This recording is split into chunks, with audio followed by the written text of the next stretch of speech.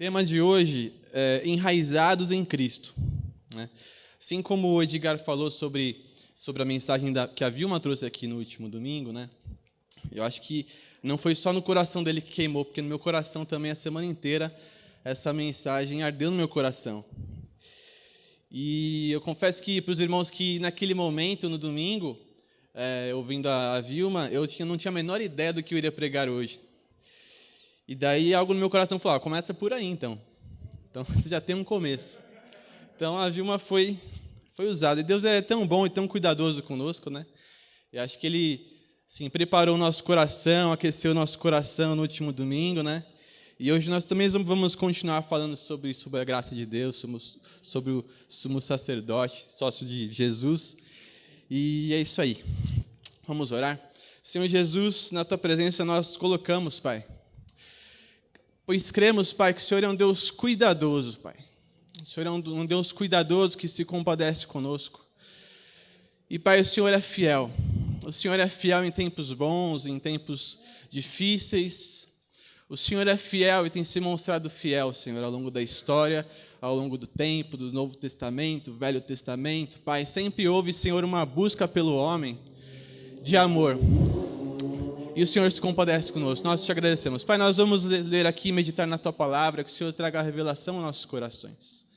Em nome de Jesus. Amém. Bom, o tema de hoje, acho que já falei, enraizados em Cristo, mas antes eu gostaria de recapitular um pouco aquilo que foi dito aqui no último domingo, né? Então, eu queria que você abrisse sua Bíblia lá em Hebreus 4, 14. Esse foi o versículo-chave, né, que a Vilma usou na mensagem dela.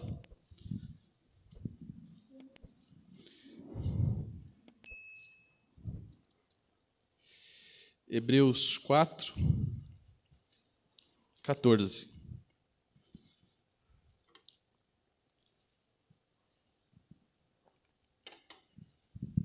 Todos abriram? Hebreus 4, 14. Portanto, visto que temos um grande sumo sacerdote que adentrou aos céus, Jesus, Filho de Deus, apeguem-nos com toda a firmeza à fé que professamos. Pois não temos um sumo sacerdote que não pode se compadecer das nossas fraquezas, mas sim alguém que, como nós, passou por todo tipo de tentação, porém sem pecado.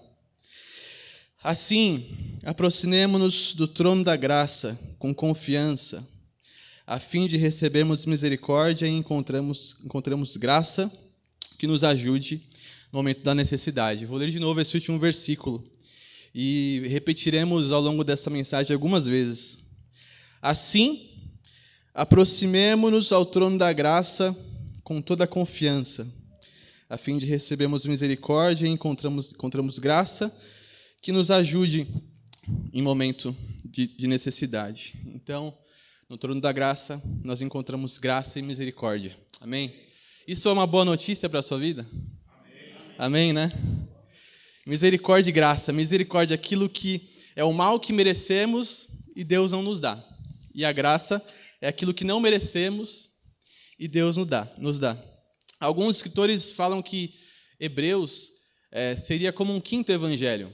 Porque nos 4 evangelhos nós vemos o ministério de Jesus, seu nascimento, todo o seu ministério, a sua morte e a sua ressurreição. E nós vemos esse ministério terreno, né? Mas em Hebreus nós vemos um ministério celestial. Por isso, alguns escritores, acho que foi Hernandes de Lopes, que fala que talvez seria um quinto evangelho, onde ali nós vemos o ministério celestial de Jesus, revelando Jesus como um grande sumo sacerdote, né? Por que grande, né? Porque aqui nós vemos que em Hebreus 4,14, portanto, visto que temos um grande sumo sacerdote que adentrou os céus, né? O sumo sacerdote tinha uma tarefa ali de alta responsabilidade. E uma vez por ano ele oferecia os sacrifícios pelo seu próprio pecado e pelo pecado do povo. Então ele adentrava os santos dos santos, onde ali estava a presença de Deus. Mas aqui na Bíblia, em Hebreus, nós vemos que o grande sumo sacerdote que adentrou os céus, Jesus, então ele é grande, é maior, né? E se você também tem curiosidade, né? Nós estamos fazendo nosso grupo de estudo, onde nós podemos ver bem no detalhe todo o Velho Testamento, essa questão do sumo sacerdote. E nós temos, se você tem esse interesse, procure o Edgar, procure o Jorge, né? Todas as aulas elas são gravadas, então você consegue ver depois, né? Então, talvez o resumo de Hebreus, da carta de Hebreus, para nós é ter Jesus como sumo sacerdote.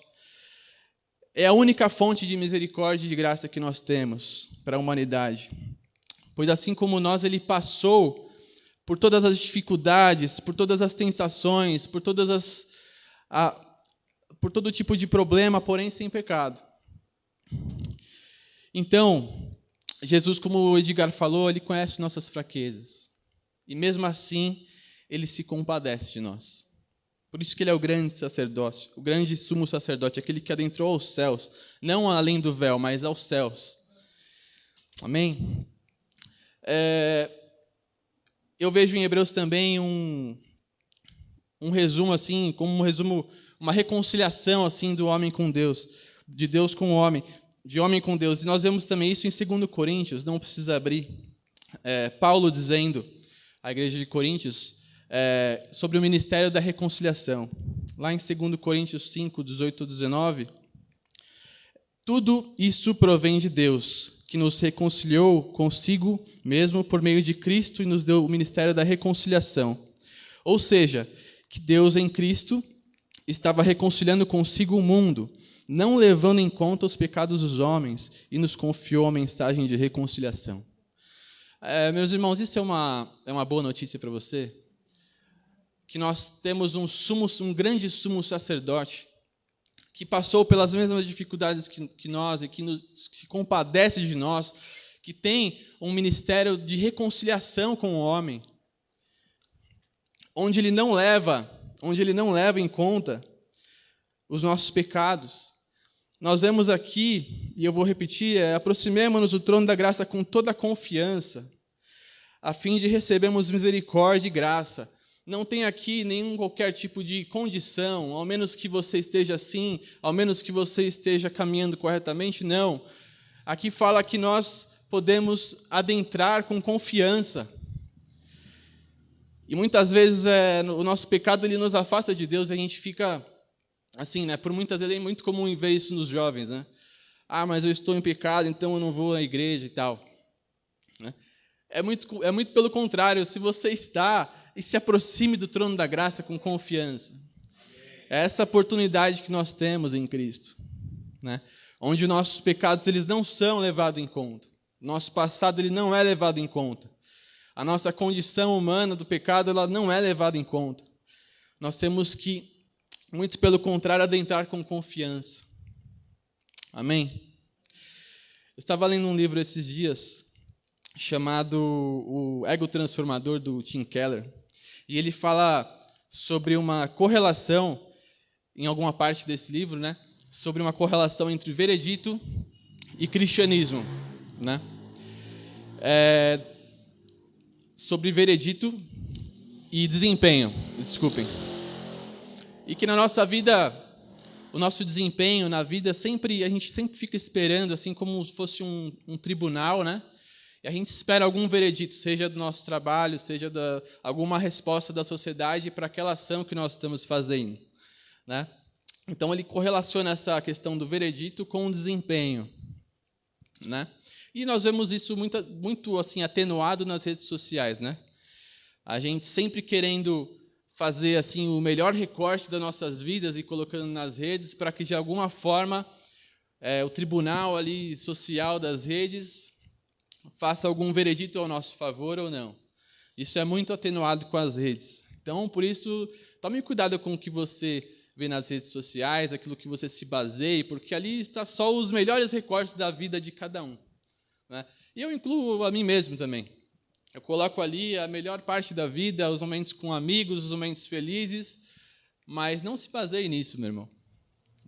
Eu vejo que isso traz um peso muito grande, principalmente para os jovens, essa questão da comparação e tudo mais. Sempre esperando esse veredito, né?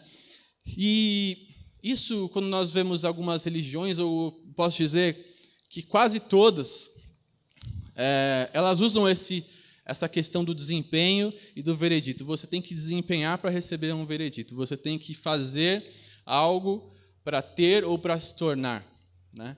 Em todo momento nós vemos isso em tantas as religiões. É o desempenho que leva ao veredito. Mas em Jesus essa lógica se inverte, porque o veredito veio antes. O veredito de graça e de perdão e de misericórdia, ele já foi dado sobre nós por esse grande sumo sacerdote. Então você vê que o cristianismo ele vai na contramão de todo tipo de teologia meritocrata, né? Que a gente vê em tantas religiões. Eu preciso fazer para ser. Eu preciso seguir essa cartilinha para ter algo. Jesus não, o veredito já foi dado. Você é salvo e Deus te ama e você pode, assim, independente da sua condição humana, você pode adentrar ao trono da graça a qualquer momento. Você tem livre acesso. O veredito já foi dado. Amém? É um veredito de graça. É um veredito de amor. E é um veredito de misericórdia na nossa vida. Amém?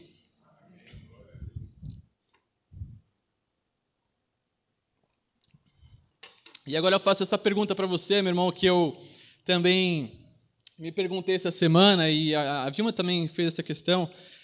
Agora, uma vez que nós já sabemos esse veredito, desse grande sumo sacerdote, que se compadece de nós, que não leva em conta os nossos pecados, que nos dá esse livre acesso, que nós podemos, com confiança, adentrar o trono da sua graça. Agora que esse veredito já foi dado, de salvação, de graça, como que nós vivemos daqui para frente? Não é? Porque, como eu disse, no cristianismo essa lógica se inverte. O veredito vem antes, a partir daí o desempenho, né? E eu fico perguntando, como nós conseguimos viver daqui para frente? Agora que nós temos essa convicção de uma graça imerecida, né? E eu te falo, meu irmão, que essa graça imerecida, esse veredito, ele deve resultar em uma ação prática nas nossas vidas. Amém? A graça ela deve ser transformadora na nossa vida. Ela deve ser transformadora. E, meu irmão, se a graça não te traz nenhum impacto, né, no seu estilo de vida, no seu relacionamento com o seu irmão, com os seus pais, com a sua esposa, com o seu marido, com os seus filhos, no trabalho, se essa graça transformadora ela não tem nenhum impacto do momento que você abre os seus olhos de manhã até quando você fecha os seus olhos à noite, se não tem nenhum impacto, aí você está negligenciando essa graça.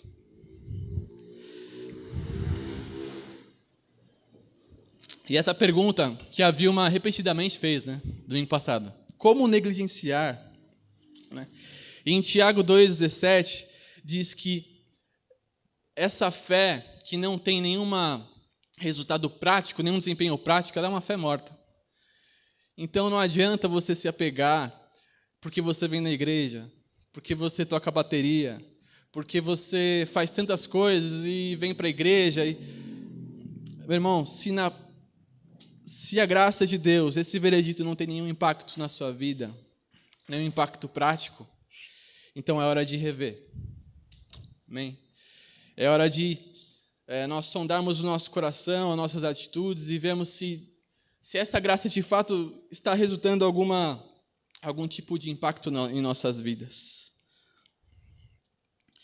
E muitas pessoas, eu vejo, principalmente nessa geração, e por muito tempo nós falamos disso aqui com os jovens, né? Essa maravilhosa graça, esse veredito que já foi nos dado a nosso favor, muitas vezes é entendido como um convite à estagnação, não é? Deus me perdoou, então beleza. Deus tem graça e é uma hipergraça, é uma maravilhosa graça, é uma graça abundante, onde abundou o pecado, superabundou a graça, nós vemos isso na palavra. Mas se se isso é um convite à estagnação, meu irmão, você entendeu errado. E aqui nós vamos ler algumas passagens e que Deus traga revelação no nosso coração de uma fé prática. Essa é a minha oração nessa noite para a sua vida. Que você, se algum dia você pensou que você está numa situação confortável, porque essa graça nos deixa numa situação confortável, então você entendeu errado. Essa é a minha oração para essa noite, que você abra os olhos. Amém? Muito pelo contrário, Deus tem essa graça é um convite para uma fé viva, é uma fé em movimento, uma fé em progressão, muito movido pela gratidão que nós temos.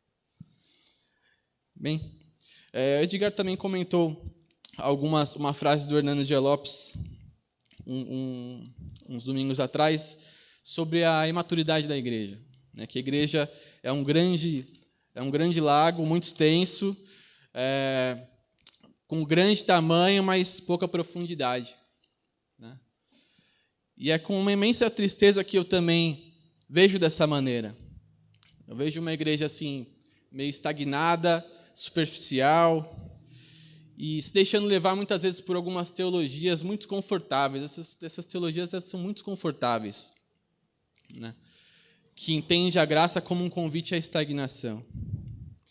Lá em Hebreus 5:11, o autor fala assim, não precisa abrir: vocês se tornaram lentos para aprender. Embora a essa altura já devessem ser mestres, vocês precisam de alguém que lhe ensine novamente os princípios elementares da palavra de Deus. Estão precisando de leite e não alimento sólido. Então, meu irmão, a negligência da graça é igual à estagnação. E não é isso que Deus tem para nós. Não é esse o propósito de Deus para nós. Esse veredicto que nos foi dado é um convite à progressão espiritual, a uma fé em movimento, não uma fé estagnada. Amém?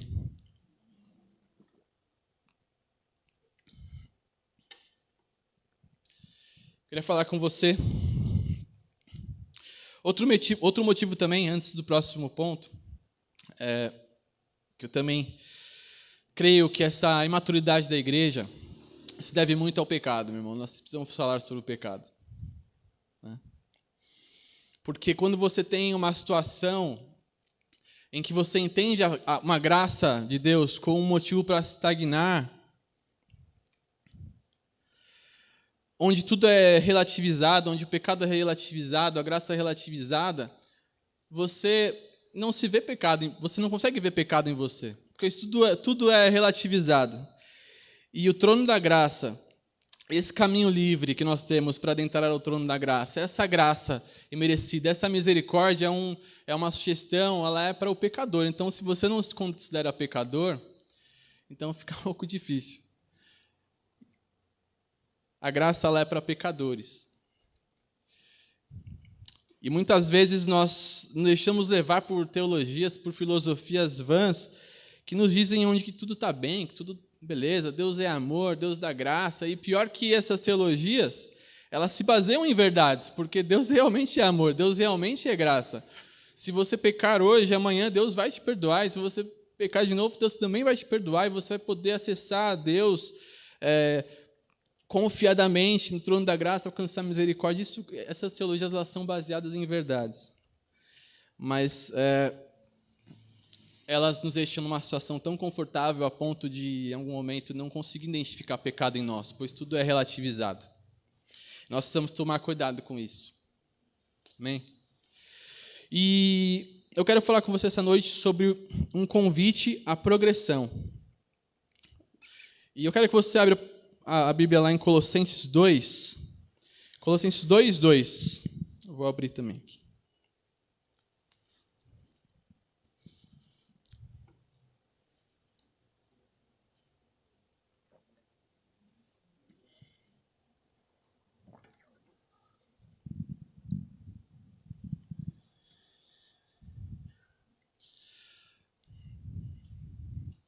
O contexto dessa carta de Paulo à igreja em Colosso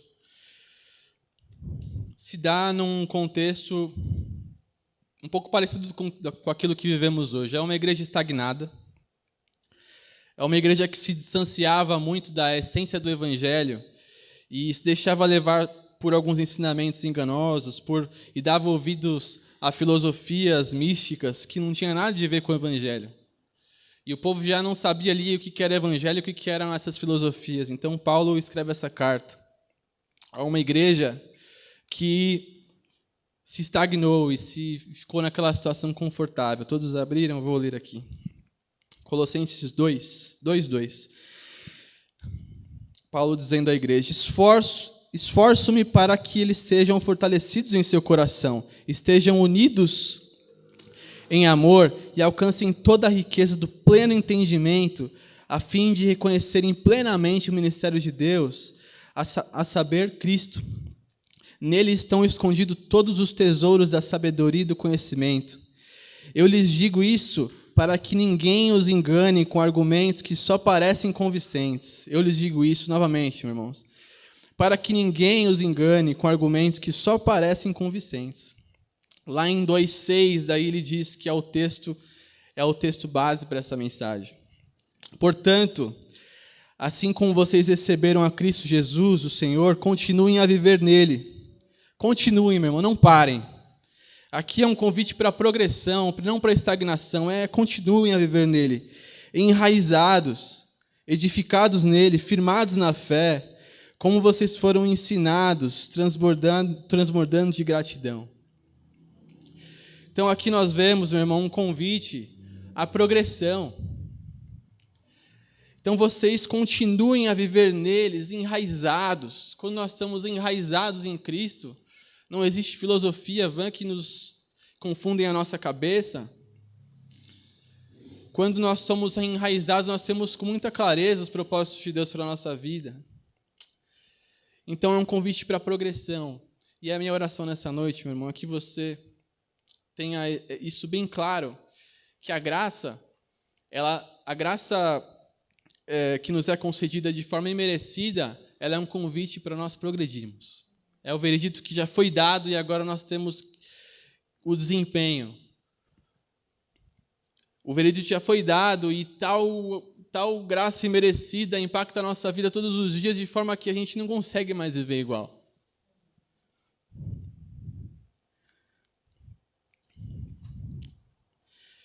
Em Colossenses, queria chamar já o louvor. Em Colossenses 2:7,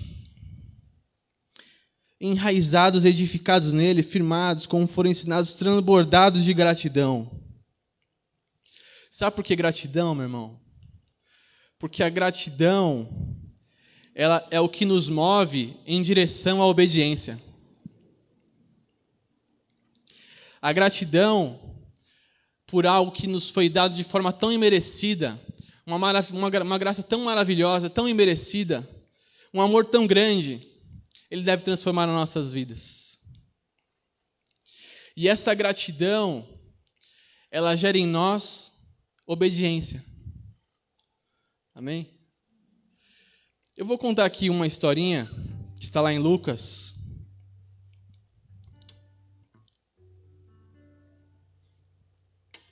Que eu já contei muito aos jovens. Os jovens já sabem de cor. Uma passagem que eu gosto muito, em Lucas, que fala sobre o filho pródigo. E eu vou contar aqui de forma resumida. O filho chega ao pai e fala assim: pai, eu não ligo mais para nada, eu quero... como você não morre logo, então me dá o dinheiro aí que eu vou curtir a minha vida da forma que eu bem quiser. Daí o pai fala assim: beleza, então vai lá, dá toda a herança, e o filho vai lá e sai de casa e passa o tempo e vai gastar o dinheiro com tudo ali que te agradava naquele momento, com festas, com prostitutas, com tudo. Só que esse dinheiro acaba, daí o filho tem que voltar para casa, e o filho se vê num momento de tamanha miséria que ele estava ali como um empregado, cuidando de porcos, no meio da lama ali. Ele pensa no pai: nossa, eu queria ser pelo menos um empregado do meu pai, porque ele era tão bom. Ele fala assim: beleza, então eu vou voltar para o meu pai e quem sabe ele me aceita como um empregado. Então esse filho vai lá e volta pro pai. E o pai, quando olha o filho de longe, abre os braços e recebe como se nada houvesse acontecido. É o ministério da reconciliação que nós vemos em Paulo. Os nossos pecados não são levados em conta. Então esse filho vai em direção ao pai e o pai abraça ele.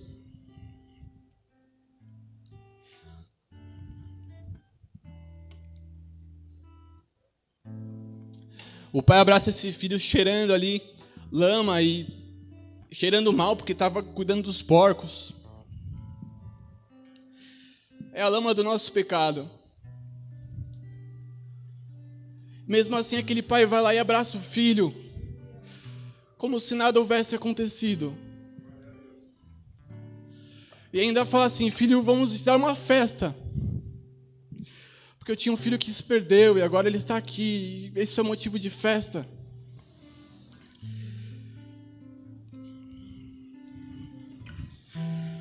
E meu irmão, assim, não tem lugar onde você esteja, longe de Deus, que não há espaço para voltar. Não existem distâncias para Deus.